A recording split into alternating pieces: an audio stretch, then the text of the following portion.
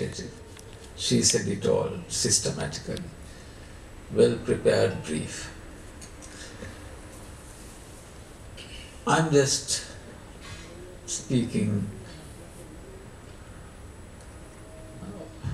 out of the top of my bald head. Amongst those born after 1950, the second half of the 20th century, who have made their name in public life, I count 3 people as embodiments of genius. One is Rohana Veerasinghe, the musician, who I have seen at work churning out melodies almost to order. As of now, he has composed over 3,500 melodies, and of course not all of them are memorable, but about 100 of them will be part of our musical tradition, I think, forever. Then there is the batsmanship of Samath Jayasuriya, again an artist at work. I think Aravinda De Silva is the more accomplished and solid batsman, but Samath Jayasuriya is the artist. When you see him batting, it's like magic. And the third is, of course, our subject for today, Sarath Chandrajeewa. And I have seen him at work. I have already been the recipient of a copy of this book. I will take one of them just to refresh my memory. And in this book, the very first picture of the man, of the genius,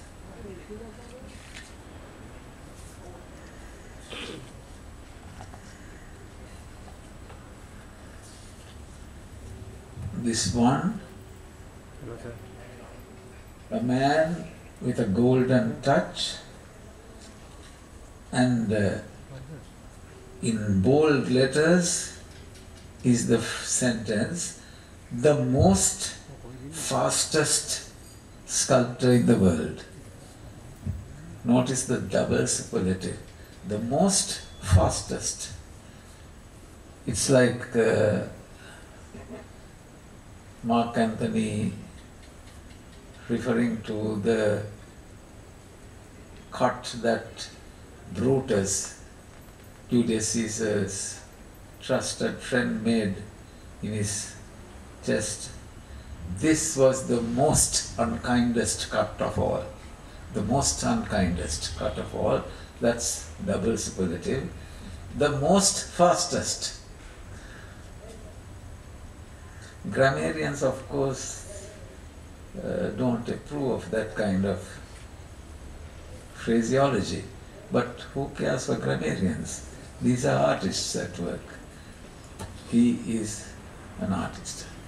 And recently, I think he senses that my days are numbered and that I will not last very long. In fact, as of now, I am what is called a general practitioner, having retired from university service. GP. I am a GP. And in recent times, I have begun to call myself a WPGP, that is Valapayai Godapayai. And our friend Sarat CHANDRAJEEWA probably has sensed it, and very recently, hardly 4 weeks ago, he invited me to his set-up studio in Lonuvilla, a little before Lonuvilla. I mean, those of you who haven't been there have missed a great lot. You ought to go there. You see the genius at work. He decided to make an image of me, and he just asked me to sit down, and was kind enough to provide lunch, but he didn't allow me to eat whilst he was at work. Food was waiting, but in half an hour he produced an image of me, warts and all. It was such a likeness that I couldn't believe my eyes. Is this real? Is this possible? Maybe this is how, as in the biblical story, God created Adam. It was really unbelievable, incredible. And then all the hundreds of, well, not hundreds, at least 100 very solid sculptures of various famous people.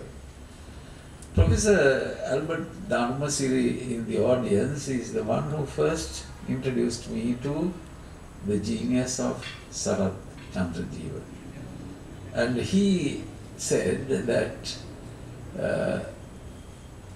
Tissa Ramasinghe, perhaps the greatest sculptor in our country, of course he's resident in London, but rated as the greatest Sri Lankan sculptor, that Ranasinghe spotted CHANDRAJEEWA's ability when he was quite young, picked him up, encouraged him. I think he took him to London, or he went to London and helped him to go to the best possible places, and then of course his basic training was in the Soviet Union. The statue of Mr. S.W.R.D. Bandaranaike, which is in the Call Face, is an impressive statue by any reckoning. And Sarat CHANDRAJEEWA was inspired by that. In this book, there is a very, very insightful piece written by Rajpal Abhenayaka. Rajpal is not well known for giving credit even where credit is due. When Rajpal goes into raptures about any person, then you have to take notice of that. And he is calling Sarat CHANDRAJEEWA #1 sculptor in the country. Certainly the fastest sculptor in the world. I don't know how to prove this. It's unseemly to organize contests of this kind to determine the fastest artist. But if there is a contest, and I will put all my savings, which are not much, on Sarat CHANDRAJEEWA.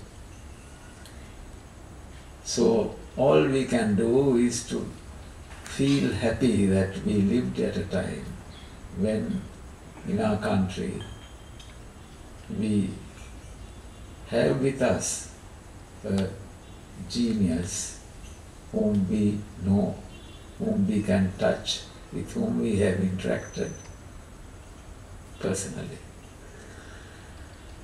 I was fortunate enough to be the acting director of the Institute of Aesthetic Studies, of which Professor Jayasena Kottagoda is currently the Vice Chancellor. Of course, it's now our University of the Visual and Performing Arts. In the Aesthetic Institute, when I was acting director, I decided that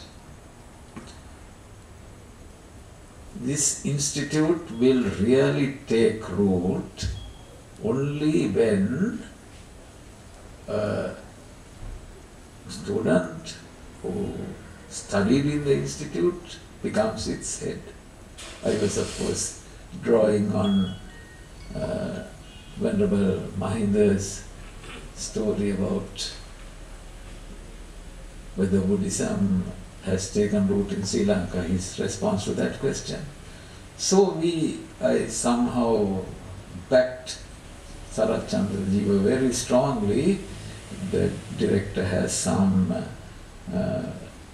room for maneuvering and supporting the choice of the candidate, and he became the director. He didn't last long, and there were posters all over the country, and that was the first really adverse poster that I got in my life, the first one, about appointing this man to this post. So he has any number of competitors, and of course that's known in the artistic field. Your competitors are intensely envious and jealous. That's a given, and we must not worry about that. If you don't see that, there is something wrong. The man can't be very good if nobody is. He had enough